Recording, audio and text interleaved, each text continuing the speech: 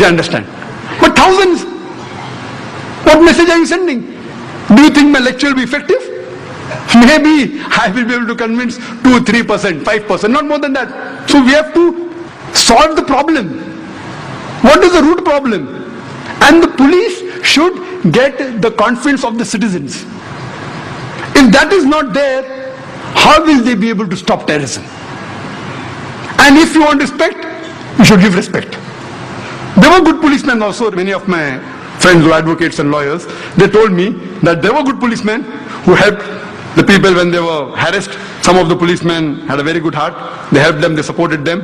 But generally, oh, you have a beard. Why do you have a beard? Oh, you have trousers above the ankle. Why do you keep it? Wearing a cap. As though it is mentioned in the rule book. A terrorist should have a beard, should have trousers above the ankle and a cap. Then I would be number one terrorist. Even I have my trousers above the ankle, I am wearing a cap and I have a beard. What signals are you sending? There should be a proper training, a proper understanding of the religion of Islam. That's what William, when he advised, he told the US government that you don't know Islam. George Bush doesn't know Islam at all. It was an article that came yesterday in the midday. He doesn't know. Unless you don't understand, how will you be able to solve the problem? I don't want the police to misunderstand me. When I tell the Muslims that killing innocent people is wrong, though many Muslims disagree with me, Quran condemns it. Our Prophet condemned it. Killing any innocent human being, you can't justify it. I have to speak the truth. At the same time, I even have to speak the truth to the police force. I hope they understand the situation. And according to Julio Ribeiro, he writes an article in Hindustan Times, I think it was the 9th of September, he says that more the unnecessary arrests that are made, to get a breakthrough becomes more difficult proportionately. The more unnecessary people you arrest, the chances you get at the real culprit is more difficult. On the 2nd of September 2006, there was a good gesture by the Police Commissioner of Bombay, A. N. Roy.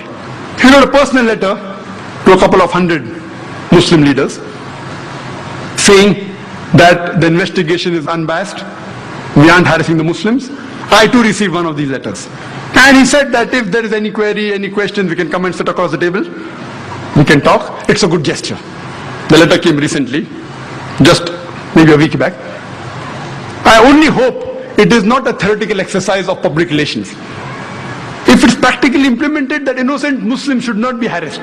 If you really want to get the confidence, you see to it that you get the confidence of the Muslims. And then only you will be really able to catch the culprits.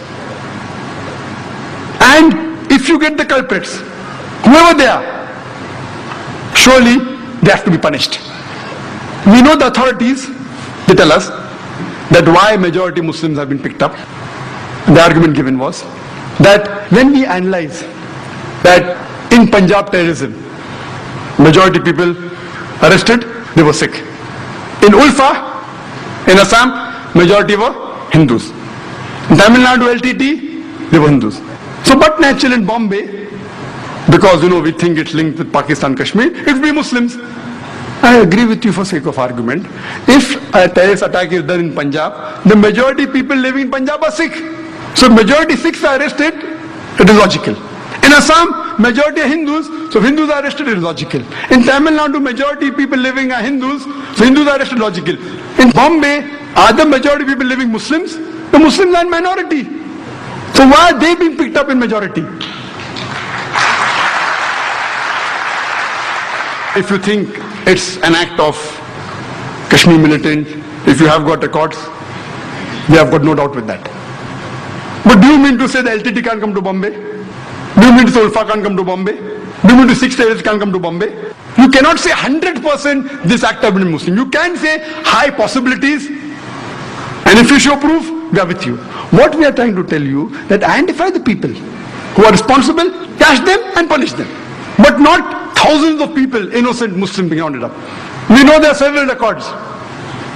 Just a couple of months back, according to the ATS of Maharashtra, 16 members were arrested from a hardcore Hindu organization.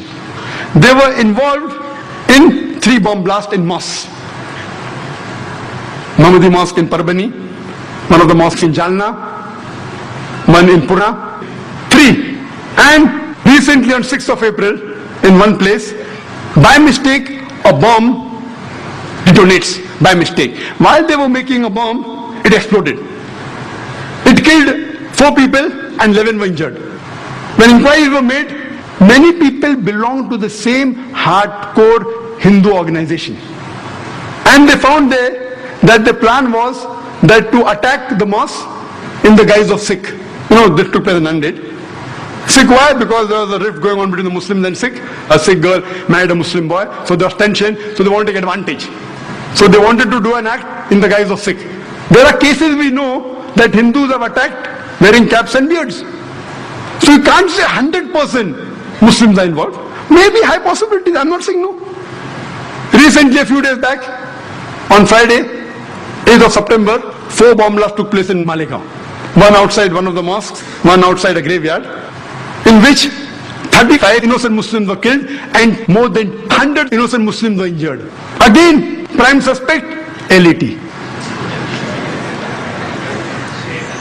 Can be, but not prime. Imagine, it is a game plan. It's a name game. If you go to America, it's Al-Qaeda. Here it is LET. According to an article that came in the DNA on the 6th of September, a person by the name of Joseph, he writes that the foreign experts, they tell that if you involve yourself too much in the blame game, you lose focus and the main culprits are never caught. You do a proper investigation. If really they're caught, they have to be punished. Irrespective whether the terrorists are Muslims or non-Muslims, whether they belong to Kashmir, whether to Pakistan, whether ULFA, whether LTT, if they are proved to be involved in that, they should be punished. I am not here to support any terrorist act, not at all. But if you want to get to the bottom of it, you should know that this should be done meticulously. You should take the citizens in confidence. One of the other cause is the media. Mainly that media which is controlled by the politicians. We have to be careful of this.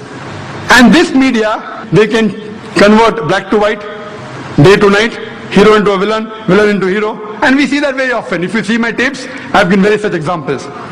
But in India, it's fortunate that the more popular media is not controlled by the politicians. And we find that this media really gave the true picture. Whether it be the Gujarat riots, the Bombay riots in '93, or even today, the innocent Muslims are being harassed. The media, whether it be the newspaper, the news channels, they have really given a true picture of what's happening. Not 100%. Sometimes they get involved in news which is sensational. So when they get the news without checking up, they give it. It's sensational, they give it. But as a whole, we have to agree, the media has been honest. Now I'm talking about non-Muslim media. I'm not talking about the Muslim media. And here we find that they were honest and they projected the real picture. But what we have to be careful is of the media which is controlled by the politicians. And as far as the judiciary system is concerned in India, the innocent citizen of India, especially the Muslim victims, we have faith in the Indian judiciary system. Though some people say that some are corrupt, they are blaspheming the community, but as a whole, we know most of the judges, they are upright and they are honest. We only hope that these people are not influenced by the politicians. So far I know, most of the judges, they don't care much for the politicians. If once the politicians get hold of the judiciary system, then God save this country. Yet, we have faith in the judiciary system. And to conclude, we have to realize that since we know that the cause of terrorism is injustice, the cause of terrorism is wrongdoing to a particular group of people, this thing should be stopped. How can we stop? As I mentioned, number one, the politicians, they should be honest, they should be just. They should not go for the vote bank and do things which are wrong. Once they are honest and they are just, irrespective they lose their seat, you see to it that terrorism will stop. Point number two, the innocent Indian citizens, they should not be instigated by the politicians and do wrong things and kill other innocent human beings. Point number three, the police, they should be upright. They should be just. If someone is being harmed, they should see to it that is protected. They should not be ploy of the politicians. I know there are times that they can be transferred, but if every policeman in India is honest, the new policeman who is transferred will also be honest. So what will the politician do? If 100% of the policemen, I am not blaming all of them, Please don't get me wrong. I know most of them honestly